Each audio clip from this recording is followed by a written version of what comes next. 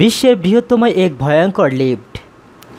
এমন লিফটের কথা আগে হয়তো আমরা কখনো শুনিনি। এটি চীনের জানজিয়াজি ফরেস্ট পার্কে অবস্থিত ইউনেস্কো ঘোষিত বিশ্ব ঐতিহ্যের একটি নিদর্শন বলা যায়। এর নাম 100 ড্রাগন স্কাই লিফট। এই লিফটকে বিশ্বের ভয়ঙ্কর লিফট বলা হয়ে থাকে। দর্শনার্থীদের এই লিফটটি মাত্র 2 মিনিটে নিয়ে যেতে পারে 1070 ফুট উপরে, অর্থাৎ 362 মিটার উপরে। একসঙ্গে 1400 যাত্রী চড়তে পারে এই লিফটটিতে।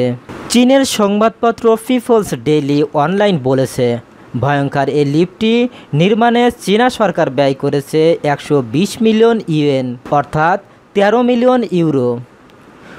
1996 সালে শুরু হয় এই লিফটটির নির্মাণ কাজ শেষ হয় 1999 সালে, কিন্তু নিরাপত্তার কারণে চালুর পর কিছুদিনের জন্য বন্ধ রাখা হয় এই লিফটটি।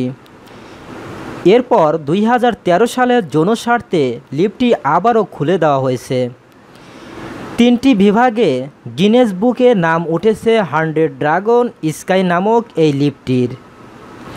এটি বিশ্বের সবচেয়ে বড় সার্বক্ষণিক খোলা লিফট। এটি বিশ্বের বৃহত্তম দোতলা লিফট।